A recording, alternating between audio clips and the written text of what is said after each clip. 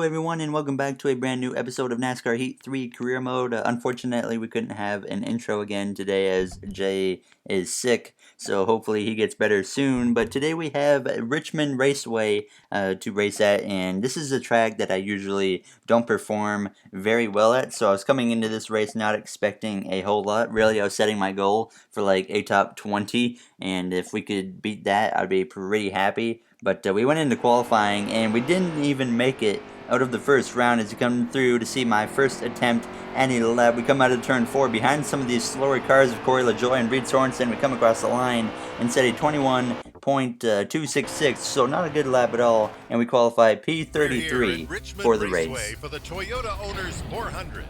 Tonight, the Monster Energy NASCAR Cup Series makes its first of 2 stops at America's premier short track.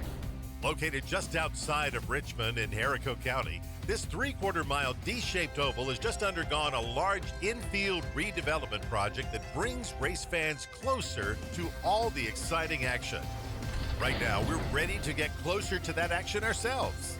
The green flag is about to fly. It's time to go racing.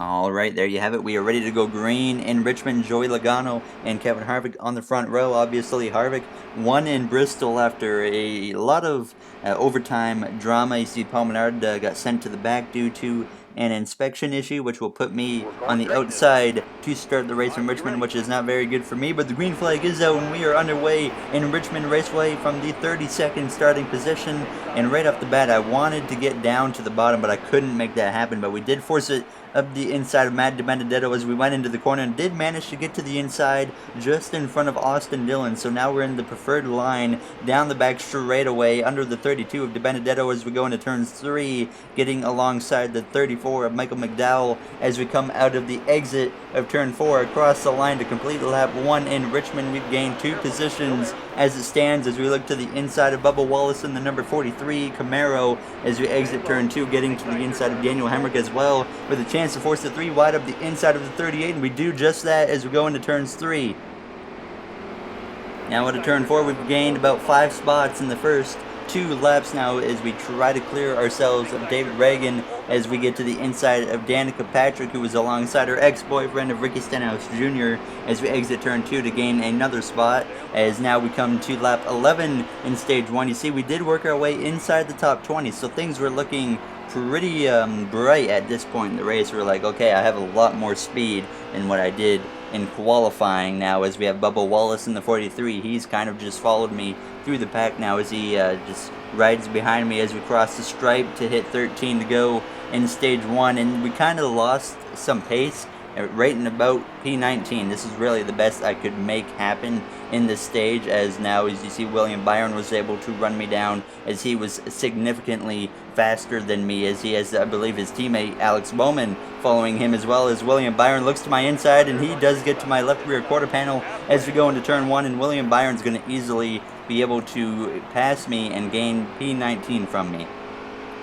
So William Byron gets clear to turn 2, and he pretty much drove away from me for the rest of the stage, as Alex Bowman also was able to get to me and get by me, as now we have Eric Jones behind me in the number 20 car. So he's not having a good day, and we have a few somewhat big names not having a very good race to kind of make me feel a little bit better about how rough this is going, because we certainly need to make some adjustments whenever we get the chance to come to pit road in this race, as we come to 2 laps to go now in the stage, kind of maintaining a gap between myself and Alex Bowman. He's certainly the faster car, but I did at times I was able to find like some speed here and there to where I could maybe close up on a guy, and then I would just lose a rhythm and I would start losing time again. As you see though, kind of maintaining the gap between myself and the 88, and this was really the best I could do as we come to 2 laps to go in the stage through turns 1 and 2. Eric Jones still lurking behind me, just a few car lengths back on the exit of 2. He has a very low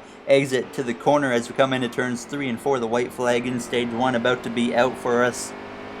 Now out of turn 4 across the line, Bowman P20 starting to stretch out the gap a little bit now as we go through turns 1 and 2 for the final time in stage 1. We should be able to hold on to P21 as we come out of turn 2. The stage should end any moment now as we come in through turns 3 and 4. A little bit higher of an entrance, but we do get P21 in stage 1, so not very good, and that was not a good sign for how this race is going to go, as Richmond is a really tough track to run well at, as Clint Boyer wins stage 1, so he picks up a playoff point, and we'll be starting on the inside line for stage 2, so that's at least a benefit for us.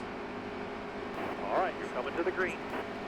Almost ready. Alright, the green flag is back out in stage 2, and we are underway and under the 88 of Alex Bowman as we get into the back of the 13 a little bit, just about forced the 3 wide between him and the 88, but I backed out of it because I do not want to be in the middle of a 3 wide as Paul Menard, he tries to look to my inside, but we do not allow that to happen as we come into turn 2 up into the top 20, which is our goal position as we come into turns 3 under our teammate Jamie McMurray, and on the exit of turn 4 we should be able to gain another position as we get a little bit loose on the exit of the corner as we cross the line up to P19 as we go into turns 1, and we are going to hit the apron as we get loose, and we're going to spin, and we're going to get hit by the 21 of Paul Menard, and around we go, getting T-boned by the 38 now into the outside wall, backing it into the wall with a little bit of damage, and we're going to have to pit and really fix that. It's not major damage, but certainly I went into the corner and just the back end kicked out, and I hit the apron, and around I went. That is certainly a major setback because we finally got into the top 20, and now we are going to be all the way back to P39 to restart in stage 2, so a very unfortunate set of events now as we are green once again in stage 2 under the 62 of Brendan Gunn, who had a pretty bad restart, as we go right to the inside of the 51 and force it 3 wide under him in the 23 now behind Daniel Hemrick in the number 8 car for P34. He sits in as his teammate Ryan Newman in the 31 having an absolutely horrible race as well, as we gain a few more spots this lap and get under the 31 of Ryan Newman out of turn 4, and we are once again really loose. I made some adjustments to the car, and I was hoping to really free it up was what I was trying to do, even though that's kind of why I hit the apron and wrecked. It's just you see how loose I am on the exit of the corner now, but like the AI can really keep the car pinned down to the bottom on the exit of turn 4, and that gains them so much speed, and that's something that I just could not do in this race with this setup in the car. I just could not keep the car pinned down on exit, and unfortunately that was really a major issue as we just lost a lot of time because of that. Now up ahead, William Byron goes for a spin in turn 3, hits the inside wall and comes back on the track, and he's going to get hit by the 21 into the water barrels, and now somehow the green flag stayed out after William Byron collected the car and got back on track. We lost a lot of momentum trying to avoid that as Michael McDowell gets sideways into turns 1. He's going to hang on to the car, but I don't know how the green flag stayed out, but it did. But fortunately, everyone got everything collected now as we come to lap 18 in stage 2, right behind Danica Patrick still, as we look to the inside of her going into turns 3, trying to make a pass for P26, and we easily get around her as we have trouble up ahead. And now the caution's going to come out and end the stage as we have like 3 cars wrecked there, Paul Menard included, who was just involved in the last incident with William Byron. And now Clint Boyer gets the stage victory, and we're once again going to make a pit stop and hope that we maybe have something for these guys as the last stage is underway, and we are green with just over 50 laps to go to end the race in Richmond, as we are starting behind Ross Chastain in the number 15 as Boyer and Joey Logano go side by side into turns 1 as they lead the field, as now Logano looked like he was losing a spot as Matt DiBenedetto, he forces it 3 wide up the middle between Danica Patrick and myself as he's trying to gain the position as we try to make the outside work to the best of our abilities, and we do gain the position as DiBenedetto, he decided to back out of the situation as we come across the line behind the 15 still of Ross Chastain. Now behind the 34, Michael McDowell out of turn 2 as we try to look to the inside, get into his back bumper down the back straightaway, but we do make a very ambitious move into turn 3, force a 3 wide on him and the 15 of Chastain on the exit of 4. Now Chris Buescher, he's going to try and join the party, but we kind of throw a block on him going into turn 1 as I did not want to allow him to get to my inside as we almost clipped the apron, screwing up my entrance of the corner. As we come into turn 2, we were able to gain pretty much, I think, one more spot as we come to lap 54 now, behind AJ Allmendinger and Danica Patrick, who battle side by side. We've pretty much spent like half of this race behind Danica Patrick, and it's really frustrating at this point as we now are under the 47 of Allmendinger coming through turns 3 and 4. Truex, he's fading back as well as we get to his inside on the exit of turn 4, now trying to gain the position as we come across the stripe trying our best to get to his inside in turn 1, and we do make it happen, as we should be able to clear him on the exit of 2 unless he's able to get a really good run, which he does get a pretty decent run, but we were eventually able to clear him as we come to lap 56. Coming up on the 55 of Reed Sorensen on the exit of 4. A little bit of a wide exit for me as we come across the line. And Danica Patrick goes for a spin across the line into the inside wall hard. And that's going to bring out another caution. That was very unexpected. She must have lost a tire or something. But around she went as Clint Boyer still leads in this race.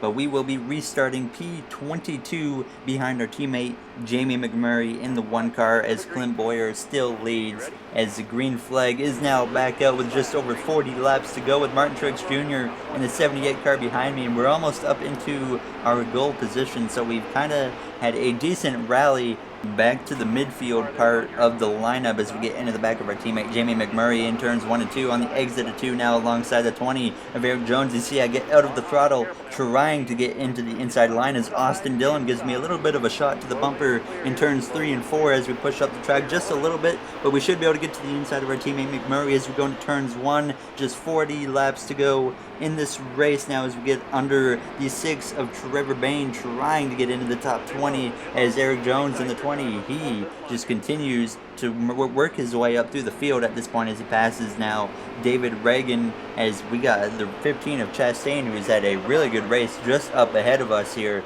now as he tries to pass the 19 of Daniel Suarez in the Joe Gibbs Racing Toyota now on the exit of 2. Jones, he's decided to join the party as Chase Elliott's just up ahead as we come to lap 68 in this race. Just over 30 to go at this point now behind Denny Hamlin and Ricky Stenhouse Jr. as we come out of turn 4 to cross the line. McMurray, our teammate, closes up on the back of us now, and we've gained a few more spots now up to P19 as we kind of get chopped right there by the 17 of Stenhouse as we approach the back bumper of his car and Bubba Wallace's car as we go into turn 3, looking to the inside now of the 43 car out of turn 4. We should be able to gain the position, but he is going to hang on the outside as our teammate McMurray tries to get to my inside as I throw a bit of a block. Like I said, I don't want anyone getting to my inside in this race right now as we get a little bit loose into turns 1 and 2, and I noticed that the longer this run went on, the looser my car was getting on the entrance of the corner, which I've had this problem here before in Richmond, and unfortunately